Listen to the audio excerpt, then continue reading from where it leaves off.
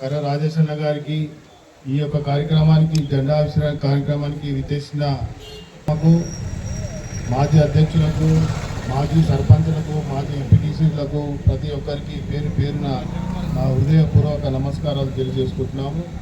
ఈరోజు చివరి రోజు ఈ జెండా కార్యక్రమం అత్యంత వైభవంగా కాచుగోలు సింగారంలో రాజేశన్న స్వగ్రామమైన కాచుగోలు సింగారంలో జరుపుకున్నందుకు చాలా ఆనందంగా ఉంది.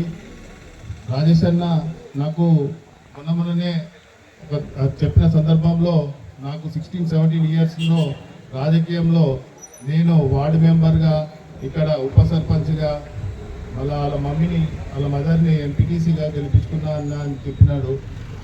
ఆ ఏజ్లో నాకు అసలు రాజకీయం అంటే కూడా నాకేం తెలియదు.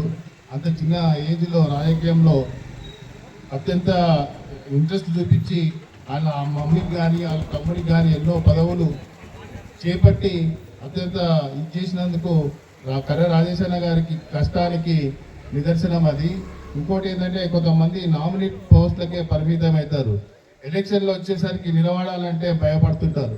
అరే ప్రత్యర్థితోటి మనం ఆయన డబ్బున్నోడు ఆయన కూడా మనం గెలుస్తామో గెలవమో ఓడిపోతామో ఏమో అనే భయం ఉంటుంది. అట్లాంటి భయాలు పెట్టుకోకుండా ఎలక్షన్లు వచ్చినప్పుడు పార్టీ టికెట్ ఇచ్చినప్పుడు కంపల్సరీ నిలబడాలి.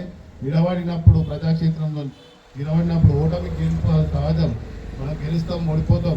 గెలిస్తే అనుభవం ఉంటుంది, గెలవకపోతే కూడా అనుభవం ఉంటుంది. మనకు ఎందుకు తప్పు చేసినాం, ఎక్కడ లోపం జరిగింది అనే విషయం మనకు తెలుస్తుంది. కాబట్టి కంపల్సరీ మనం ఎలక్షన్లో నిలబడాలి.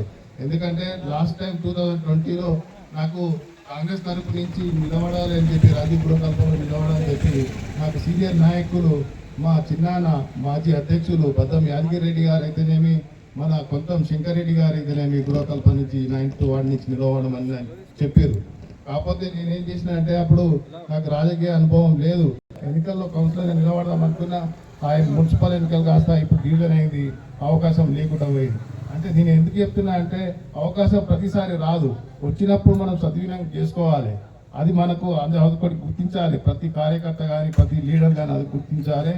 అండ్ ఇంకోటి కాచుగోలు సింగారంకు నాకు చాలా అనుభవం ఉంది. ఎందుకంటే మా చిన్నాన్న ఇక్కడ బ్యాంక్ డైరెక్టర్గా గెలిచిండ్రు. తర్వాత 2020లో మా నాన్న బద్దం అనంతరెడ్డి గారు బ్యాంక్ డైరెక్టర్గా గెలిపించినందుకు ఈ కాచుగోలు సింగారం ప్రజలకు నేను అభినందన థ్యాంక్స్ చెప్పుకుంటున్నాను. అండ్ ఇంకోటి ఆయన వైస్ చైర్మన్ కూడా అయ్యిండు. కాబట్టి నేను ఒకటే చెప్తున్నా, ఏదైనా సరే ఎలక్షన్స్ వచ్చినప్పుడు మనం ముందుకి పోరాడాలి. ముందు ఎలక్షన్స్ ఇందాక మాజీ ఎమ్మెల్యే గారు అన్నారు వార్డు 2 అయితే 3 అయితే నాకు తెలియదు, కానీ వచ్చినప్పుడు కాంగ్రెస్ అభ్యర్థులు ఎవరైనా సరే ఏ రిజర్వేషన్ వచ్చినా సరే మనము అత్యధిక మెజారిటీతో వాళ్ళని గెలిపించుకొని మన ప్రజల సమస్యల్లో పోరాడాలని చెప్పి నాకు ఈ అవకాశం ఇచ్చినందుకు కాచుగోలు సింగారం నాయకులకు అధ్యక్షుల వారికి ధన్యవాదాలు తెలుపుకుంటూ సెలవు తీసుకుంటున్నాను.